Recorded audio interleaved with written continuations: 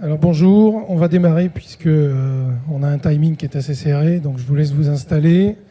Après, vous êtes fait prendre par le contrôleur. Donc aujourd'hui, on va vous parler de l'usage de l'IA au service de la rédaction, ou du moins comment Sweep l'intègre dans le process métier. Alors, donc je me présente, je suis Laurent Marie, je me lève pour que tout le monde me voie. Je suis donc directeur général de RIP Consulting et je suis accompagné par... Sylvain Thoiron, je suis directeur adjoint de l'information de l'agence de presse 6 Médias. Voilà, c'est bien rodé. Alors, juste vous faire une brève présentation de RIP, qui est éditeur de la solution Sweep, pour que vous sachiez un petit peu qui nous sommes. Mais je vais aller vite parce que ce n'est pas l'essentiel de ce qu'on a à montrer aujourd'hui. Et puis par ailleurs, on aimerait laisser place au plus de questions possible, puisque c'est ça qui intéresse. Bon, on existe, on a fêté nos 20 ans cette année. On a la chance d'être leader en France sur la presse magazine et la presse professionnelle, avec pratiquement 300 ou plus de 320 marques équipées, à la fois donc sur ces deux secteurs d'activité, mais aussi sur le monde des agences, du public, et puis un petit peu de presse hebdomadaire régionale. On s'appuie, pour ne pas réinventer la roue, sur des partenaires qui sont à la fois des partenaires stratégiques, ce qui est le cas de Alchemy, qui fournit le DAM de Sweep, et Immanence, avec lequel on a une continuité, je dirais, de l'offre au travers du site web, de la partie abo, CRM et Paywall. Et puis on s'appuie sur des partenaires technologiques, et c'est le cas aujourd'hui notamment, où on va vous présenter l'intégration dans le cadre du process métier qui a été faite de certains de nos partenaires qui produisent de l'IA, qui eux sont vraiment des créateurs d'IA, ce qui n'est pas notre cas. Mais on va citer malgré tout tous nos partenaires. Donc Activecom, qui officie aujourd'hui comme diffuseur sur la partie newsletter, l'AFP, Cedi, qui est une société suisse qui fait de l'IA également, intéressante, Contentside, je pense que je ne présente plus après la présentation qu'ils ont fait ce matin, Diagonal, donc, qui est l'éditeur de Prolexis, un correcteur orthographique qui fait un peu référence sur la profession, E.T., qui est un nouvel acteur qu'on va vous présenter aujourd'hui et dont Sylvain va pouvoir nous parler plus longuement, Audia, qui fabrique des boucles audio à partir des contenus texte, et Podle, qui fait exactement la même chose. Voilà. Alors, le sujet, c'est l'IA naturellement. C'est peut-être un peu tendance cette année. Tout le monde en parle, tout le monde souhaite en faire, en intégrer, en voir, ou comprendre en tout cas ce qu'on peut faire avec. Et l'idée, pour nous, à chaque fois, ça a été de rendre l'usage, donc là aujourd'hui c'est l'IA, mais de rendre l'usage de ce qu'on a pu intégrer dans Sweep le plus transparent possible pour le rédacteur, pour la rédaction au sens large, parce qu'il y a aussi le maquettiste qui parfois bénéficie de certains apports. Et puis, il faut que ce soit simple, très très simple à utiliser, parce que si on arrive avec une usine à gaz, quand bien même ça fait papa-maman, ça finit toujours par ne plus être utilisé, par gonfler tout le monde, et puis c'est pas l'effet escompté. Et encore une fois, nous, ce qu'on croit, c'est que la technique ne doit surtout pas prendre le pas sur l'usage. C'est vraiment l'usage qui est la première des choses, et en tout cas, c'est ce qu'on essaye de privilégier pour avoir, on va dire, dans le maximum de cas possibles, une solution qui s'intègre quelle que soit la taille de nos clients, puisqu'on a la chance d'avoir à la fois des gros groupes de presse, comme Bayard, Marie-Claire ou d'autres, malheureusement je ne vais pas tous les citer, et puis d'avoir des tout petits acteurs parmi nos clients où ils sont 2, 3, à produire un ou plusieurs magazines, et il faut malgré tout avoir une solution qui va être adaptée à toutes ces tailles et à toutes ces organisations et à tous les process que nos clients vont pouvoir déployer chez eux. Donc c'est la raison pour laquelle ce que vous allez voir là est le fruit d'une intégration. Donc tout ça existe, tourne, fonctionne. Certaines déjà chez certains de nos clients, d'autres pas encore, mais en tout cas toutes les implémentations ont été faites et c'est pas une présentation PowerPoint. Alors, Donc là, on déroule un petit peu tous les items qui sont traités aujourd'hui en termes d'IA dans Sweep. Donc ça vous donne un petit peu l'étendue du sujet. Donc ce que je vous propose, c'est de vous montrer la manière dont ça a été intégré aujourd'hui. Et puis après, on passera avec Sylvain sur la partie Sysmedia et puis voir comment c'est utilisé justement par l'agence, puisque l'agence a une utilisation, on va dire, particulière.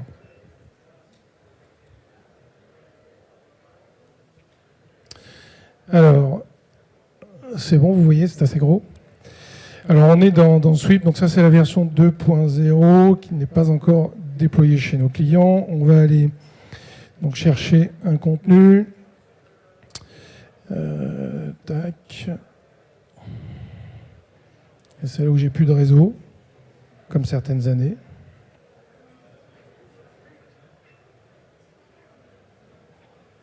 Le réseau est toujours compliqué ici. Hein.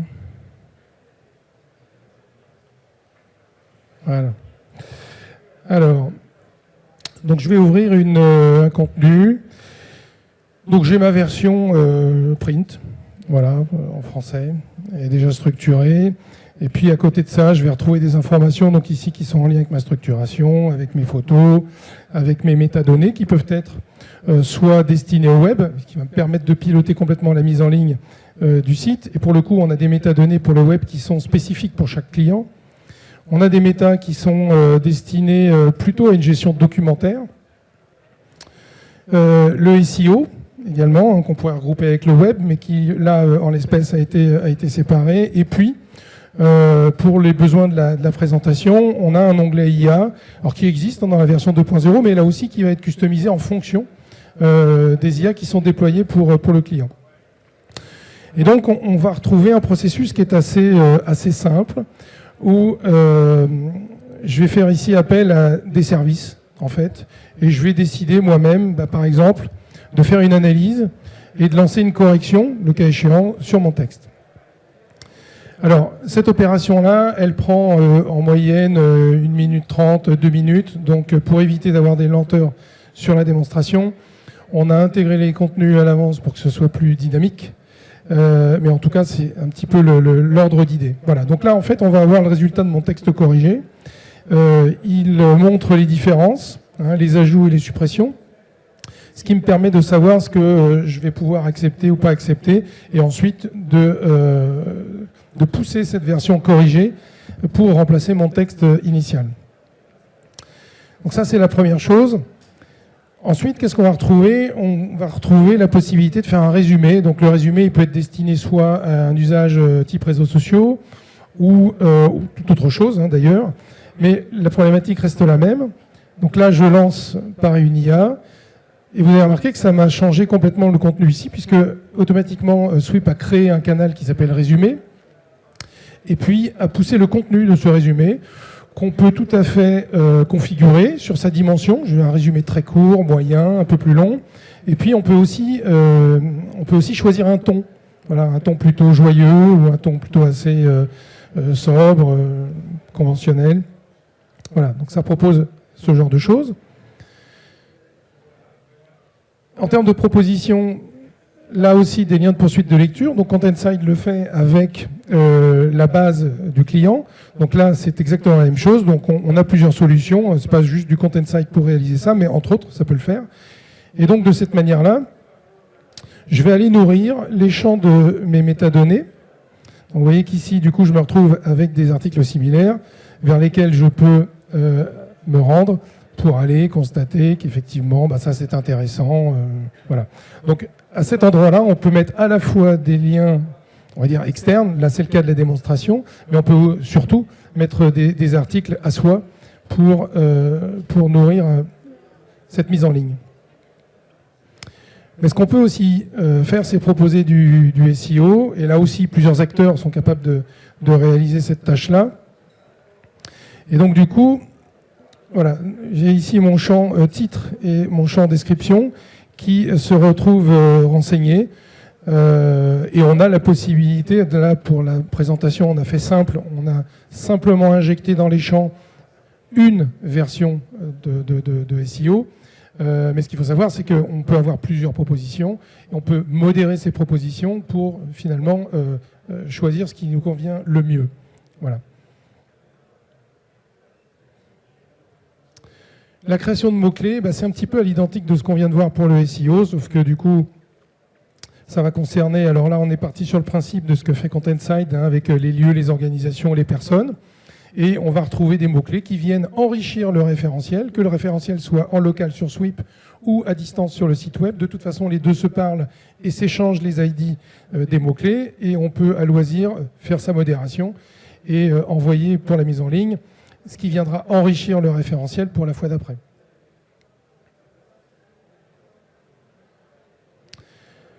Autre point qui a son importance, et je pense que Sylvain en parlera tout à l'heure, c'est la détection du plagiat et le fait de savoir si l'article a été rédigé par une IA ou pas, surtout quand on a payé un pigiste pour écrire un papier. Ça peut être intéressant de le savoir. Et donc, ce que propose E.T., en l'occurrence, c'est de donner une note. Donc là, en fait, on sait qu'à 99,98%, ça a été rédigé par un humain. Et que là, on a 13,64% de plagiat. Il vous donne la source. Et donc, si je clique, voilà, ça m'amène là où il a détecté le plagiat. Ce qu'on va retrouver également, là, c'est un petit peu plus basique, c'est de la traduction, mais ce qui est intéressant dans le cadre du process, c'est que je ne vais pas contraindre mon rédacteur à sortir de Sweep, aller faire une trad, parce qu'il y a plein d'outils qui font ça très bien, et nous, on s'appuie sur les API de DeepL pour faire le travail.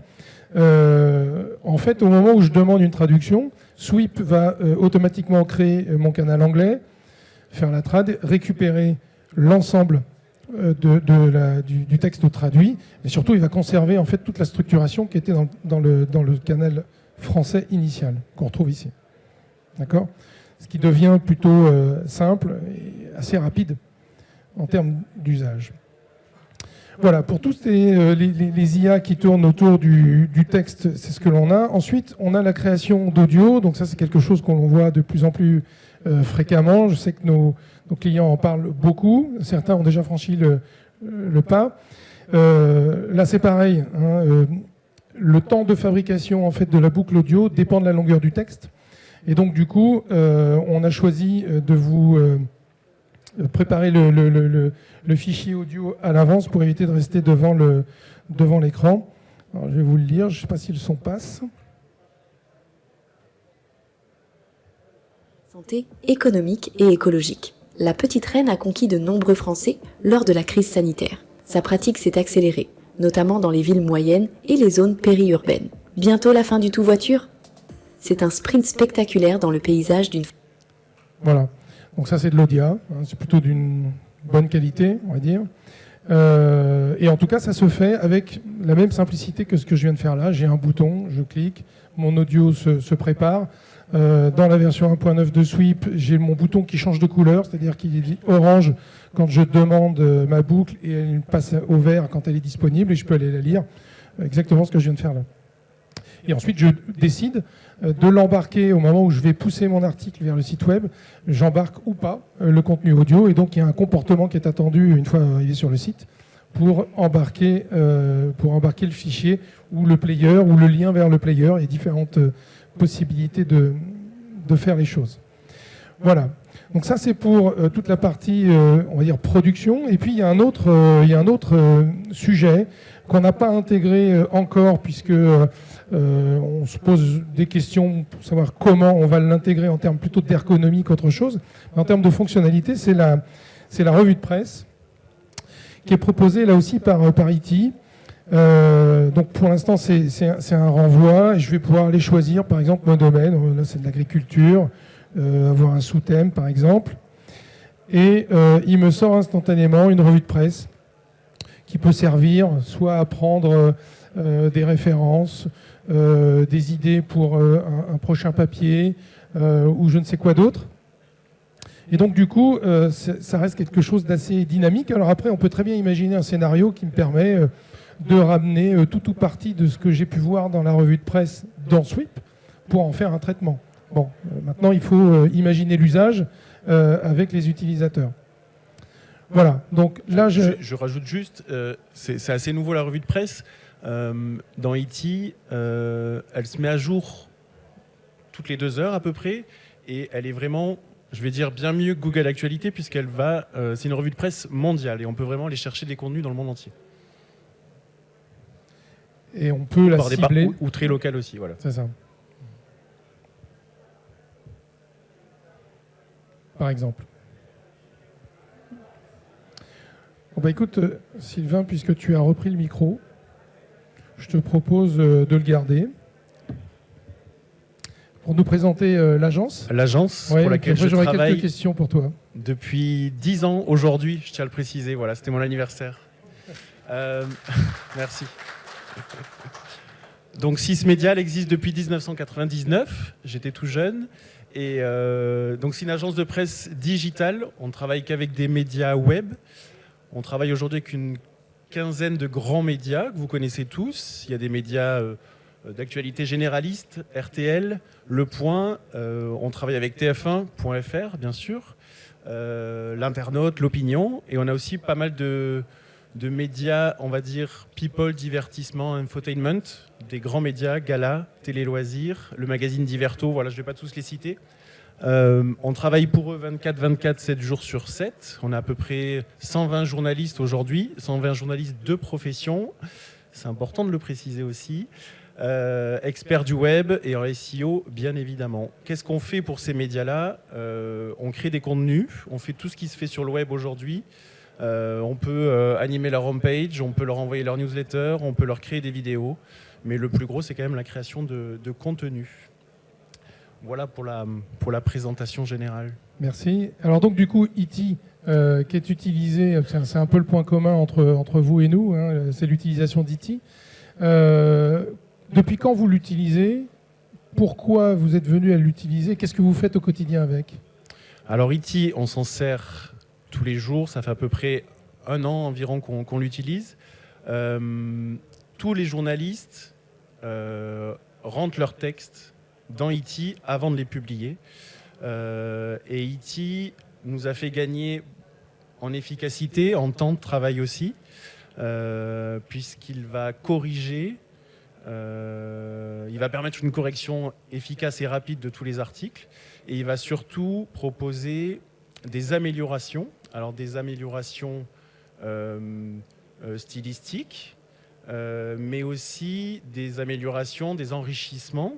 On l'a vu tout à l'heure avec la revue de presse, mais il va aller chercher d'autres sources, ce qui va permettre aux journalistes... en gros, il ne va pas écrire à sa place, ça on est bien d'accord. Oui. C'est un assistant qui va lui permettre d'améliorer son article, d'aller chercher donc des nouvelles informations et surtout de vérifier les informations aussi que le journaliste a écrites. Donc c'est assez puissant là-dessus et c'est surtout en termes de rapidité qu'on... Donc ça rend les choses un peu plus fiables quelque part. On gagne en fiabilité et en rapidité aussi. D'accord. Et le gain est de quel ordre sur cette partie correction et apport autour de la correction des textes ? Pardon ? Le gain, tu l'estimes à peu près, oui.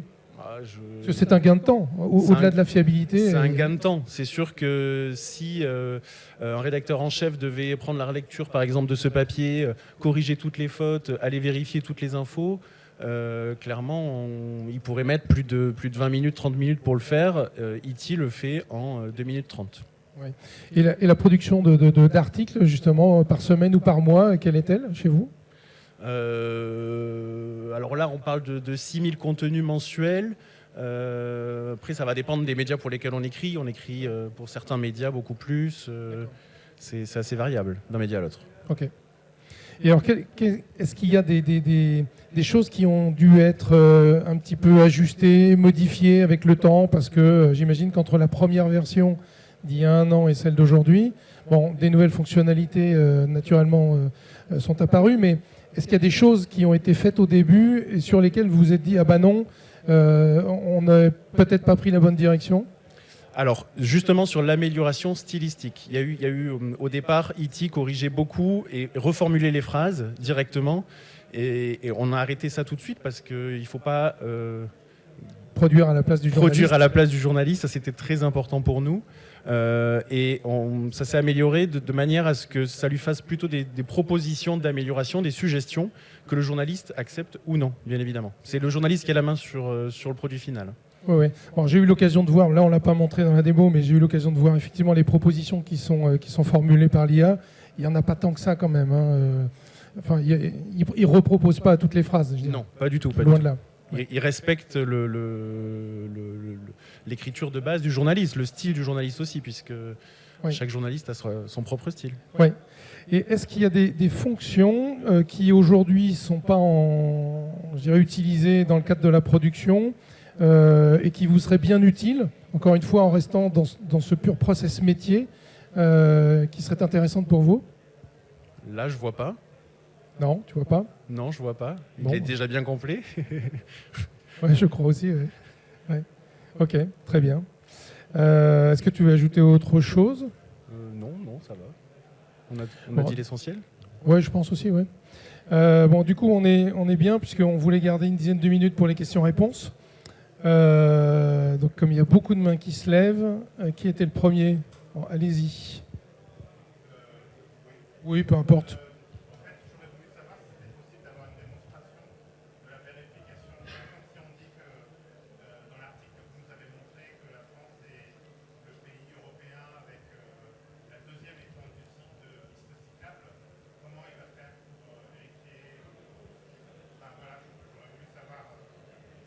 Alors, moi, je ne peux pas vous parler techniquement Enfin, je suis journaliste, donc je me sers d'IT.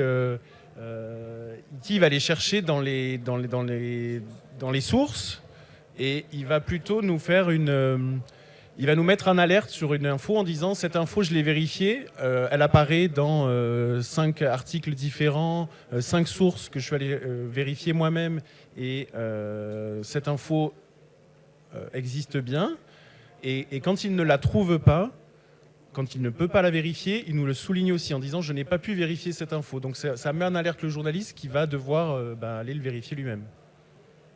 Je ne sais pas si j'ai répondu à votre question. Pas trop.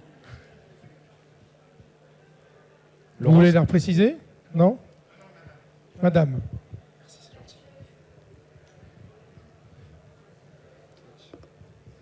En fait, je voulais rebondir sur la question de monsieur. C'est qu'en effet, est-ce que ça veut dire qu'on peut paramétrer les sources?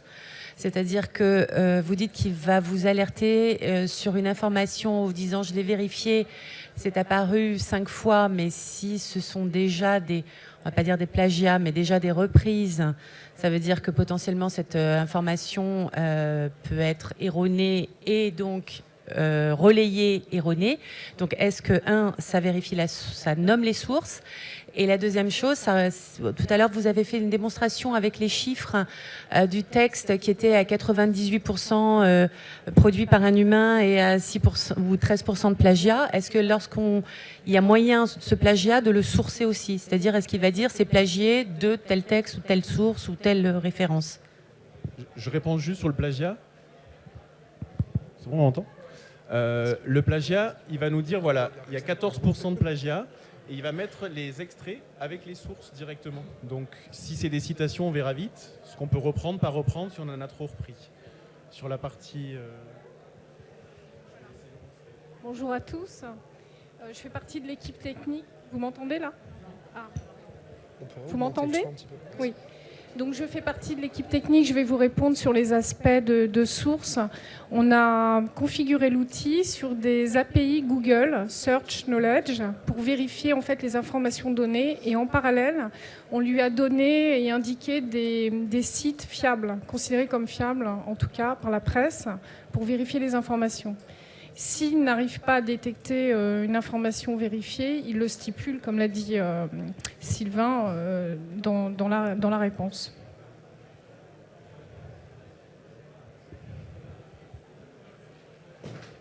Oui, bonjour.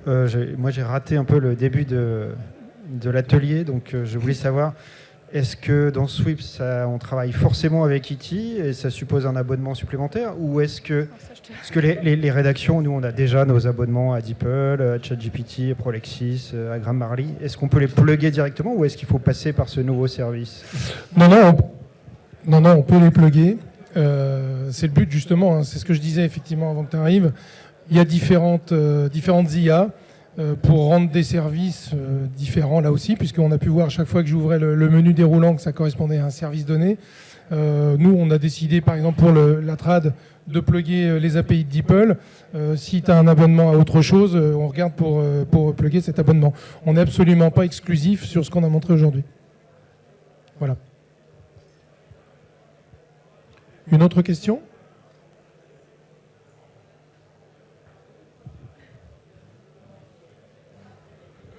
Moi, j'aimerais comprendre ce que ça apporte par rapport à une écriture digitale et par rapport au SEO, au référencement. Est-ce que ça a des plus-values pour ça ?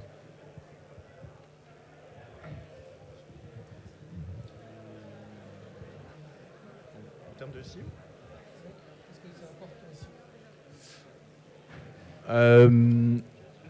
Quand on va passer notre article dans E.T., on va tout de suite avoir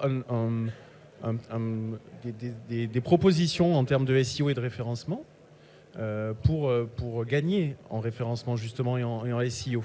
Il va nous faire pas mal de propositions sur les titres, sur les mots-clés et toute cette expertise-là est dans E.T. et va permettre forcément à nos articles d'être mieux référencés sur Google. Je ne sais pas si c'est vraiment la question, en tout cas. Si ma réponse est bonne ? Tu voulais ajouter quelque chose ? Oui, en fait, l'outil propose plusieurs mots-clés, 5, des mots-clés secondaires qui sont toujours en référence avec l'article. On a configuré l'outil aussi pour qu'il utilise les dernières recommandations des moteurs et notamment de Google, puisque c'est ce qui nous intéresse. On a 3 métadescriptions, on a un slug, 3 requêtes cibles. C'est globalement tout ce qui nous est demandé en fait, pour le référencement naturel. Et en plus, on a rajouté les résumés de réseaux sociaux. Donc vous avez tous les réseaux sociaux résumés avec des sources, des hashtags, voilà. Et vous avez toujours la main en fait en définitive. Ce sont des propositions. Oui. Oui. Est-ce que le modèle peut être entraîné ? À quel point il peut être entraîné ? C'est-à-dire qu'il écrit selon des précédents articles qui ont été diffusés dans le média. Donc ça, c'était important. Ouais. Voilà. Alors déjà, avec l'agence Simedia, le modèle a été entraîné sur 60 000 articles. Oui, non, mais je veux dire par rapport à il peut être tel entraîné, ou tel média. oui, bien sûr. En fait, on a un modèle de correction.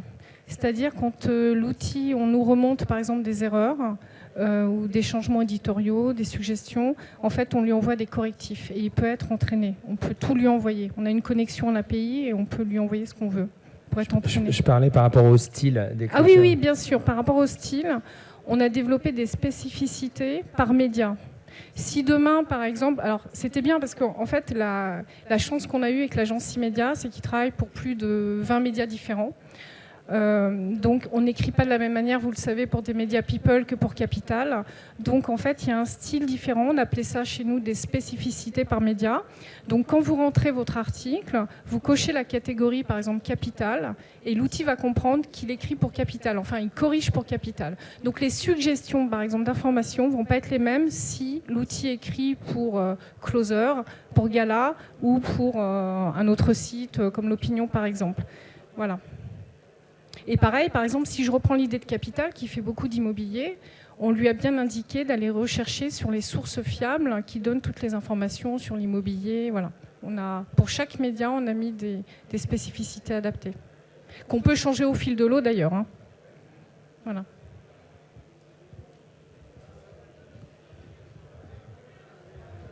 Je pense que là, on a dû atteindre notre temps. Non ? On a encore 1 heure ou 2 ? Oui. D'autres questions ? Oui, encore ? Moi, je voulais aussi revenir, parce que justement, j'ai un média qui s'appelle Lucidélique, et je suis en train vraiment, vu la difficulté d'attirer des leads, ou en tout cas des gens qui soient un peu actifs, je me pose la question de plus en plus automatisé, parce que j'essaie de m'adapter au contexte.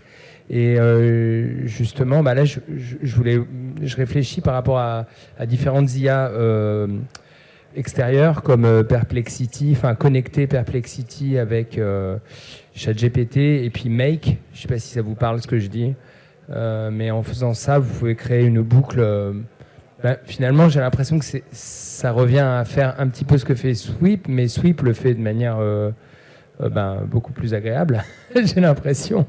Est-ce que vous me suivez? Je ne sais pas si ici on me suit non plus, mais voilà.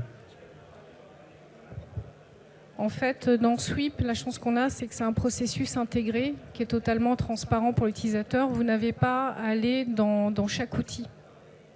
Voilà. Et on gère ensemble tout ce qui est technologie. Si demain vous avez un besoin particulier, en fait, IT et Sweep vont travailler ensemble pour répondre à votre besoin. Et ça va profiter à tous les clients de Sweep. C'est ça aussi l'idée d'être partenaire pour que chacun avance en même temps et au mieux pour les clients. Oui, juste compléter. En fait, ce que dit Laurent, correspond à ce que je disais tout à l'heure, c'est-à-dire qu'on a la chance d'avoir à la fois des très gros groupes de presse et des tout petits éditeurs, où ils sont deux à tout faire. Et finalement, les apports que les grands groupes nous font mettre dans Sweep bénéficient aussi aux petites organisations. Et donc, du coup, ce n'est que du paramétrage. Ce que vous avez vu là, c'est la même utilisation pour tout le monde, grand ou petit, ce n'est que du paramétrage. Mais du paramétrage que vous n'avez pas besoin de voir, puisque ça va c'est pas votre cœur de métier en l'occurrence. Donc on est là pour ça et pour à chaque fois apporter le service attendu. Merci beaucoup pour votre attention.